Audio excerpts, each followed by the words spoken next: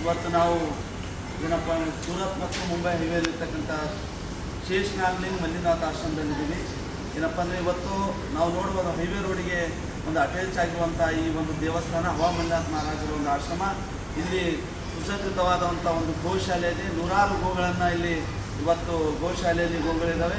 ಅದರೊಂದಿಗೆ ಇಲ್ಲಿನ ವಿಶೇಷತೆ ಏನಪ್ಪ ಅಂದರೆ ಈ ಶೇಷನಾಗಲಿಂಗ ಮಂಜುನಾಥ ಆಶ್ರಮದಲ್ಲಿ ಒಂದು ನಾವು ಈಗ ನೋಡಿದ ಹಾಗೆ ಇದು ಏನಪ್ಪ ಅಂದರೆ ಸುಮಾರು ಇಲ್ಲ ಅಂದರೂ ಒಂದು 200 ಒಂದು ಸೀರಿಯಲ್ಗಳಲ್ಲಾಗಿರ್ಬೋದು ಮತ್ತು ಚಲನಚಿತ್ರಗಳಾಗಿರ್ಬೋದು ಈ ದೇವಸ್ಥಾನದ ಶೂಟಿಂಗ್ ನೋಡಲು ನಮಗೆ ಸಿಗ್ತದೆ. ಅದರೊಂದಿಗೆ ವಿಶೇಷವಾಗಿ ನಾಗಪಂಚಮಿ ದಿನದಂದು ಏನಪ್ಪ ಅಂದರೆ ಈ ಜಾತ್ರೆ ನಡೀತದೆ. ಸಾವಿರಾರು ಭಕ್ತರೊಂದಿಗೆ ಇವತ್ತು ಈ ಜಾತ್ರೆಯಲ್ಲಿ ಒಂದು ಭಕ್ತರು ಪಾಲ್ಗೊಳ್ತಾರೆ. ಅದರ ಜೊತೆಗೆ ಇವತ್ತು ಮಹಾಶಿವರಾತ್ರಿಯ ದಿನದಂದು ಲಕ್ಷಾಂತರ ಬೆಂಗಳೂರು ಏನು ಮುಂಬೈ ಮಹಾನಗರದ ಜನತೆ ಲಕ್ಷಾಂತರ ಜನರು ಇವತ್ತು ಈ ದೇವಸ್ಥಾನದಲ್ಲಿ ಬಂದು ಒಂದು ದರ್ಶನವನ್ನು ಪಡ್ತಾರೆ. ಇವತ್ತು ಪರಮ ಪೂಜ್ಯರ ಒಂದು ನೇತೃತ್ವದಲ್ಲಿ ಇವತ್ತು ಪೂಜ್ಯರ ಅಮೃತಸ್ಥದಿಂದ ಒಂದು ನಿರ್ಮಾಣಗೊಂಡಿರುವಂಥ ಸುಂದರವಾದ ದೇವಸ್ಥಾನ ಇವತ್ತು ಕೇವಲ ಮಹಾರಾಷ್ಟ್ರ ಅಲ್ಲ, ಈ ಭಾರತ ದೇಶದ ಎಲ್ಲ ಕಡೆಯೂ ಸಹ ಒಂದು ಹೆಸರುವಾಸಿ ಪಡೆದಿರುವಂಥ ದೇವಸ್ಥಾನ ಶ್ರೀ ಶೇಷನಾಗಲಿಂಗ ಮಂಜುನಾಥ ಆಶ್ರಮ ವಿರಾರ್ ಪಾಠ ಮುಂಬೈನಲ್ಲಿರ್ತಕ್ಕಂಥ ದೇವಸ್ಥಾನ. ಇಂಥ ದೇವಸ್ಥಾನದಲ್ಲಿ ಈಗಾಗಲೇ ಪೂಜ್ಯರು ಸಹ ಆಗಮಿಸಿದರೆ ಇವತ್ತು ಪೂಜ್ಯರು ಇಲ್ಲಿ ವರ್ಷಕ್ಕೆ ಒಂದೇ ಬಾರಿ ಸಹ ಆಗಮಿಸಿದ್ರು.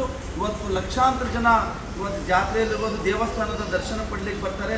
ಅದರೊಂದಿಗೆ ಮಾರ್ವಾಡಿ ಜನಾಂಗದವರು, ಗುಜರಾತಿನ ಮಾರ್ವಾಡಿ ಜನಾಂಗದವರು ಇಲ್ಲಿ ವಿಶೇಷವಾದ ಒಂದು ಕೀರ್ತನೆ ಅಂದರೆ ಒಂದು ಭಜನಾ ಕಾರ್ಯಕ್ರಮ ಮಾಡ್ತಾರೆ. ಪೂಜ್ಯರು ಸಹ ಇಲ್ಲ ಅಂದರೂ ಸಹ ಲಕ್ಷಾಂತರ ಜನರು ಒಂದು ಅಲ್ಲಿಂದ ವಿಶೇಷತೆ ಏನಪ್ಪ ಗುಜರಾತಿ ಜನರು ಒಂದು ಆಚರಣೆ ಮಾಡುವಂಥ ಒಂದು ಭಜನಾ ಕಾರ್ಯಕ್ರಮದಲ್ಲಿ ಇವತ್ತು ನೋಡಿರ್ಬೋದು ನಾವು ಕವಾಲಿ ಯಾವ ರೀತಿ ಒಂದು ಭಜನೆ ನಡೀತದೆ ಅದೇ ರೀತಿ ಒಂದು ಪರಮ ಪೂಜ್ಯ ಹವಾಮಲ್ನಾಥ್ ಮಹಾರಾಜರ ಒಂದು ಫೋಟೋ ಅವರಿಲ್ಲ ಅಂದರೂ ಸಹ ಒಂದು ಭಾವಚಿತ್ರದೊಂದಿಗೆ ಒಂದು ಭಜನಾ ಕಾರ್ಯಕ್ರಮ ಅದ್ಭುತವಾಗಿರುತ್ತೆ.